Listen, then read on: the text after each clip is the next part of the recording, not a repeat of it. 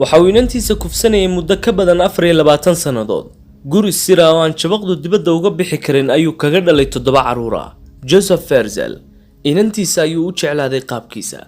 waxa ruuxan baaxad weyn ku yimid aragtida dadweynaha Nimsaw sanadkii 2008 gaar ahaan bishii Abriil, kadib markii ay soo ifbaxday dhacdo kufsi oo ugub ah.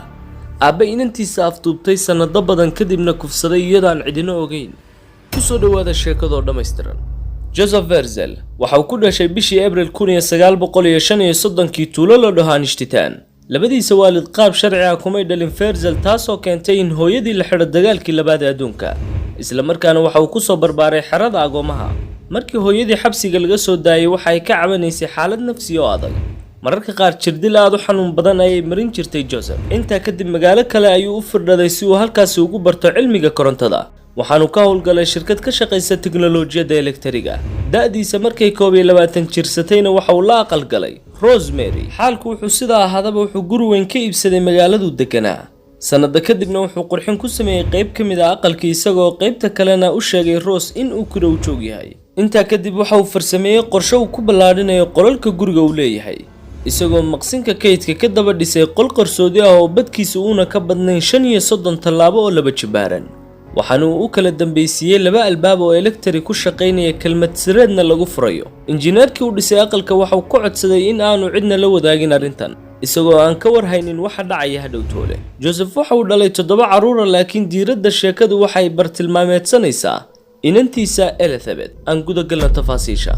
waxa Elizabeth dhalatay sanadkii 1966 iyadoo mararka qaar jirdil iyo dhibaato kala kulmi jirtay aabaheed, taasoo ku hagtay inay guriga isaga baxsato una jirto Vienna sanadkii 1983, balse dib ayaa loo soo celiyay iyadoo lagu saleeyay in aanay gaadhin da'dii ismaamulka.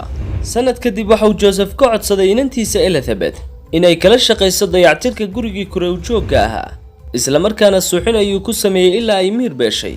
waxaanu ku riday qol sireedkii inta badan uu ka shaqeynayay si ay hooyadeed ciidamada ammaanka ugu gudbisay in ay inanteedii yareed la'dahay. balse Ferzel waxa uu ku qasbay inantiisa in ay qorto waraaq ay ku cadaynayso in ay safar baxday, isla markaana ay ka mid noqotay koox diimeed. si qalbiga hooyadeed u dego, Ferzel waxa uu waraaqdii u gudbiyay ciidamada ammaanka, kana codsaday inay baaritaanka joojiyaan. dhowrkii maalmood waxa uu u geyn jiray cunto, iyadoo goobta uu ku qariyay Elizabeth ay leedahay kitchen iyo waliba masquul gooni ah. alaabtana waxa uu uga soo iibin jiray meel magaalada ka baxsan si aan loo dareemin. marka la weydiiyo waxa uu ka qabto gurigan cidlada ahna cudurdaar waxa uu ka dhigan jiray inuu ku farsameynayo qalab elektriya warshadiisa hoose. waxaanu ka mamnuucay xaaskiisa iyo caruurtaba inay ku soo daadegaan si aanay uga qashqashin shaqada. markastoo aabbuhu soo galo guriga waxa uu faraxumayn u geysan jiray inantiisa. kadib 3 sano oo uu socday xadgudubkan foosha xun, Elizabeth ayaa uur yeelatay. markii ay soo dhawaatay xilligii dhalmaduna waxa uu siiyey maqas iyo buug sharaxaya qaabka loo dhalo, isagoo kaligeed kaga tagay inay la halganto xanuunka dhalmadu leedahay. qolkan qarsoodiga waxa uu ku hoos yaallaa beerta guriga kirada ah, waxaanu dadka ka kiraysta u diidi jiray inay beerta ka soo agdhowaadaan. inkastoo qolku ka caaganaa dhawaaqa, ma jirto cod la maqli karaa, nololna uma sugnaan cidda godkan gasha. Elizabeth waxay dhashay inanteedii ugu horreysay, kadibna ilmo kale ayay xigsiisay ilaa ay gaadhay sanadkii 1992 markii ay dhashay inanteeda Liza oo ka cabanaysay xanuun dhalasho una baahatay qaliin. kadib Ferzel waxa uu ku qasbanaaday inuu qaado oo guri hor dhigo. waxaanu guudka ka saaray warqad ay qortay Elizabeth oo ay kaga codsanayso cidda heli doonta in ay kariyaan oo kafaalo qaataan caafimaadkeeda. sanadkii 1994 Elizabeth waxay dhashay inan yaroo kale, ayna u bixisay Monica si uu isla sidii walaasheedoo kale u hordhigo guri una guud saaro warqad ay ku qoran yihiin weedhihii hore kale. 2 sano kadib Elizabeth waxay dhashay 2 wiil oo mataana ah. mid ka mid ah waxa uu ka cabanayay xagga neefsashada. maalmo kadib waa uu dhintay, isla markaana waxa uu Ferzel ku gubay sanduuqa firinka. kii kalena intuu soo qaaday ayuu gurigiisa hordhigay si uu sheegto ayna ugu yeedhaan inuu yahay awowgood. ilmaheedii ugu dambeeyay ayay umushay Elizabeth.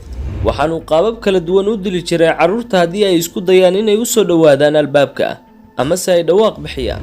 sanadkii 2008 waxa uu Ferzel u siday barbilowgii burburka iyo gabagabadii xanuunkii muddada dheer haystay Elizabeth. markii ay xanuunsatay inanteeda Christina ayaa ay aabaheed ka codsatay inuu cisbitaalka geeyo. kadib dadaal badan waxaa Christina la dhigay dhakhtarka. Shaybaadhadii soo baxayna waxay sheegeen in fashil baaxad weyn ku yimi shaqada labadeeda kaliyo.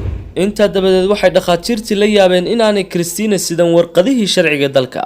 waxaanay weydiiyeen Fertisel gabadha yar hooyadeed ugana baahan yihiin tiro jawaab ah. Isna wuxuu yiri hooyadeed waxay dhigtaa caruurteeda gurigiisa hortiisa wayna ka tagtaa, balse waxay muuqaal ka tabiyeen warbaahinta ay ka dalbanayaan Christina hooyadeed in ay cisbitaalka timaado. Markii Elizabeth daawatay muuqaalka ayaa ay aabaheed ku qasabtay inay inanteeda cisbitaalka ugu tagto. kolkii ay soo gaadhay dhakhtarka Christina lagu hayo ayaa booliisku u xidhan si ay uga jawaab bixiso dambiga loo haysto oo ah inay dayacday daryeelkii caruurteeda. Horaantii way diiday inay hadasho, balse markii dambe waxay ka codsatay inay u ballan qaadaan inaanay aabaheed taabanayn. kadibna waxay uga sheekaysay qisada oo dhammaystiran. ciidamada ammaanku si degdeg ah ayay ku soo qabteen aabaheed, waxaanay la wareegeen gurigii gaboodfalka lagu geysanayay in ka badan 24 sannadood. mar la weydiiyey waxa ku kalifay Fertisel dhaqankan foosha xun, waxa uu ku andacooday inay raali kala ahaayeen iyo inuu u fiicnaa caruurtiisa, balse markii maxkamadda la soo hortaagay waxa uu qirtay faldambiyeedkiisa. markii uu arkay Elizabeth oo soo xaadirtay, waxa uu wajigiisa ku daboolay jaldi buluuga intii ay maxkamaddu socotay, xishood uu ka qabo dambiga uu galay awgiis. Joseph Fertisel oo 73 jir ah waxa lagu xukumay 3 sano oo dambi dafiraad ah, sanad dambi galmo waalid, 10 sano oo dambi xarimaad xurriyad ah, 15 sano oo dambi kufsi ah, 20 sano oo dambi adoonsi ah, iyo xabsi daa'in dambi dil ah. inta dabadeed waxa Elizabeth iyo caruurteeda la dajiyay magaalo kale, iyagoo la siiyay sharciyo cusub si ay uga soo kabtaan 24 sannadood oo gumaysi iyo ciqaab ay ku qaateen dhulka hoostiisa. maruu Fertisel la hadlayay maxkamadda, waxa uu yiri baahida aan u qabay midhaha xaaraanta ah waxay ahayd mid daran, waxaana ka raali gelinayaa qoyskayga. garyaqaanadii u doodayayna waxay hadalka ku soo afmeereen inantiisa ayuu jeclaaday qaabkiisa.